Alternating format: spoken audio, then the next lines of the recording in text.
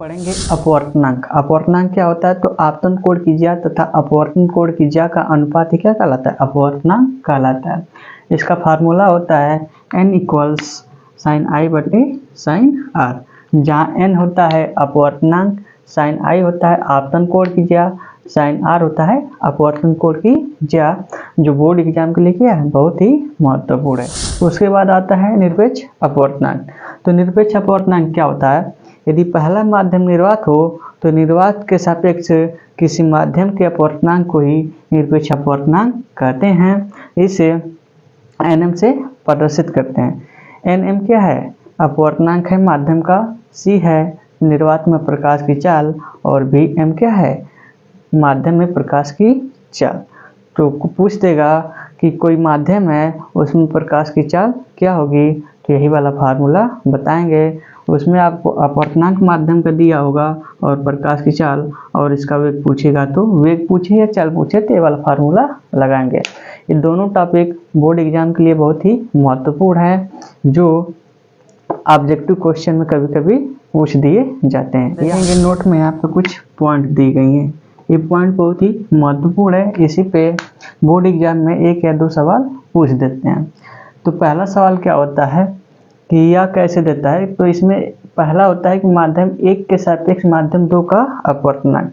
पहले कोई माध्यम दे देगा, दूसरा कोई माध्यम दे देगा, और पूछेगा कि पहले का अपवर्तनांक कितना है, दूसरे का अपवर्तनांक कितना है। तो दोनों का अपवर्तनांक या किसी तीसरे का अपवर्तनांक पूछेगा तो इसी फार्मूले का उपयोग करेंगे।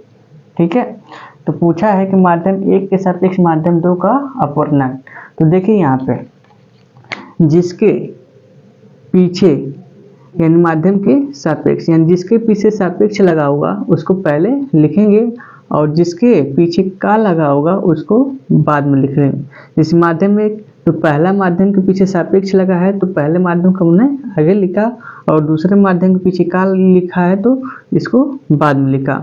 या इसको ऐसे भी लिख सकते हैं कि जो बाद वाला होगा उसको ऊपर लिखते हैं और जो पहले वाला होता है उसको नीचे लिखते हैं। एग्जाम्पल के तौर पे देखेंगे, वायु के सापेक्ष जल का अपवर्तनांक, वायु को A से प्रदर्शित करते हैं एयर होता है, जल को W से प्रदर्शित करते हैं वाटर होता है। तो इसी प्रकार हम इसको लिखेंगे। देखिए सापेक्ष लगा ना वायु के सापेक्ष, तो इसके पीछे सापेक्ष लगाते हैं पहले होगा, यानी वायु के सापेक्ष ए पहले, जल का देखिए यहाँ पे का लगा है तो का बाद में लगा है तो ये बाद में होगा, तो ANW, और जो बाद में होगा जब ऐसे लिखेंगे भिन्न के रूप में तो NW ऊपर होगा और NA नीचे होगा। इसी प्रकार दूसरे में देखेंगे लिखा है माध्यम 2 के सापेक्ष माध्यम 1 का अपवर्तनांक। अब देखिए यहाँ पे 2 है, 2 के पीछे क्या लगा है? सापेक्ष लगा है, 2 को आगे लिखेंगे। माध्यम 1 के सापेक्ष क्या लिखा है, यानी क्या लिखा है? का लिखा है। माध्यम 1 के बाद क्या लिखा है? का लिखा है, इसको बाद में लिखेंगे। तो 2N1, तो इसको ऐसे भी लिख सकते हैं, जो बाद में होगा उसको ऊपर लिखेंगे, जो पहले होगा उसको नीचे। तो एग्जाम्पल देख लीजिए, जैसे जल के सापेक्ष वायु का अपवर्तनांक, तो यानी जल के सापेक्ष यानी के बाद क्या लगा है? सापेक्ष लगा है, तो सापेक्ष वाले को पहले लिखते हैं और का वाले को बाद में लिखते हैं, यानी वायु का, तो इसको बाद में लिखेंगे। और इसको लिखेंगे तो जो बाद में पड़ेगा उसको ऊपर लिखते हैं और जो पहले पड़ता है उसको नीचे लिखते हैं, यानी NA/NW। तो दोनों जो एक टॉपिक है या जो पॉइंट है ये बहुत ही क्या है? इम्पोर्टेंट है। इस पे क्वेश्चन हमेशा ऑब्जेक्टिव में पूछता है। लोग पढ़ेंगे क्रांतिक कोण। क्रांतिक कोण क्या होता है? तो सघन माध्यम में बना वह आपतन कोण जिसके लिए विरल माध्यम बने अपवर्तन कोण का मान 90 अंश होता है, क्या कहलाता है? क्रांतिक कोण कहलाता है। इसे C या IC से प्रदर्शित करते हैं। जैसा कि यहाँ पे आप लोग देख सकते हैं, जो पहला माध्यम है वो क्या है? सघन माध्यम है, और जो दूसरा माध्यम है वो क्या है? विरल माध्यम है। तो हमने बताया था जब प्रकाश किरण सघन से विरल माध्यम में जाती है तो वह विलंब से दूर हटती है। तो मान लीजिए प्रकाश किरण एक ऐसे कोण पे आएगी, यहाँ से मान लीजिए आएगी, इसको जाना चाहिए सीधे, लेकिन ये सीधे ना जाकर कहाँ से? ये यहाँ से होकर जाएगी, यानी R बराबर कितना होगा? 90 अंश। तो वही स्थिति क्रांतिक कोण कहलाएगी। इसको अगर समझना हो तो यहाँ पे आप लोग देखिए, जैसे मान लीजिए ऊपर सघन माध्यम में इसको जाना चाहिए सीधे, मान लीजिए यहाँ से हमने प्रकाश किरण को लेकर गया और यहाँ से इसको जाना चाहिए सीधे। सीधे ना जाकर के क्या होगा? थोड़ा सा इधर अभिलंब से दूर हट जाएगी। उसी प्रकार क्या करेंगे, अगर इधर से प्रकाश किरण लाएंगे तो थोड़ा सा और ये इधर चली जाएगी, थोड़ा सा और लाएंगे तो थोड़ा सा और अभिलंब से दूर हट जाएगी, थोड़ा सा और लेकर आएंगे तो थोड़ा सा और ये अभिलंब से दूर हट जाएगी। मतलब ऐसे हिलाते जाएंगे तो एक ऐसी स्थिति आएगी कि जो प्रकाश किरण होगी यहाँ से क्या होगी, इसके अभिलंबवत हो जाएगी, यानी 90 डिग्री पे चली जाएगी। तो यही जो स्थिति होती है वही क्रांति कोण कहलाती है। अब हम लोग पढ़ेंगे पूर्ण आंतरिक परावर्तन। इसमें लिखा है कि जब सघन माध्यम से विरल माध्यम में प्रवेश कर रही प्रकाश की किरण के आपतन कोण का मान क्रांतिक कोण से अधिक हो जाता है तो प्रकाश की किरण उसी माध्यम में वापस लौट जाती है। इसी घटना को ही पूर्ण आंतरिक परावर्तन कहते हैं।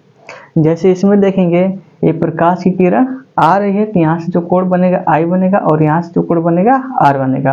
तो ये तो हो गई सामान्य स्थिति। दूसरी स्थिति देखेंगे कि ये वाली स्थिति कब बनती है क्रांतिक कोण की, यहाँ पे जो I का मान होता है 0 से अधिक होना चाहिए और 90 से छोटा, तो ये वाली स्थिति बनेगी, यानी क्रांतिक कोण। ये क्या बोल रहा है कि सघन माध्यम से विरल माध्यम में प्रवेश कर रही है। तो मान लीजिए यहाँ से जब प्रकाश किरण सघन से विरल में आएगी तो अभिलंब से दूर हटेगी। तो क्या बोल रहा है कि आपतन कोण का मान क्रांतिक कोण से अधिक होना चाहिए, यानी जो ए वाला मान होगा, जो IC का मान होगा या C का मान होगा, उससे क्या आपतन कोण यानी I का मान क्या होना चाहिए, अधिक होना चाहिए। तो ये वाली जो प्रकाश किरण है, जब इस वाले का मान थोड़ा सा इधर अधिक होगा तो ये वाला थोड़ा सा ऊपर उठ जाएगा, और यही जब ऊपर उठेगा तो लगेगा प्रकाश किरण आ रही है और उसी माध्यम में वापस लौट जा रही है। तो यही वाली जो घटना यहाँ पे बनेगी, इसी को ही पूर्ण आंतरिक परावर्तन कहते हैं। यहाँ पे जो दिखाया गया है कि जो I का मान होगा C से अधिक होगा, यानी आपतन कोण का मान क्रांतिक कोण से अधिक होगा, तभी पूर्ण आंतरिक परावर्तन की घटना होती। हम लोग पढ़ेंगे पूर्ण आंतरिक परावर्तन के उदाहरण। तो पहला है मरीचिका।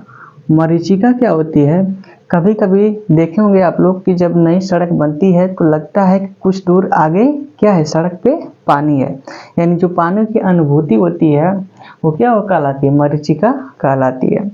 दूसरा होता है रेगिस्तान में मरीचिका।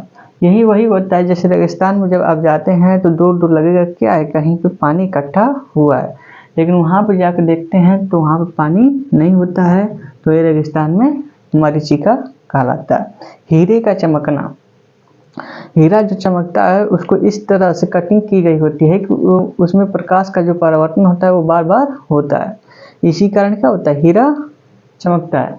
तो हीरे का जो चमकना है वो भी क्या है, आपका पूर्ण आंतरिक परावर्तन का ही उदाहरण है। और चौथा है प्रकाशिक तंतु। प्रकाशिक तंतु जिसको इंग्लिश में बोलते हैं ऑप्टिकल फाइबर।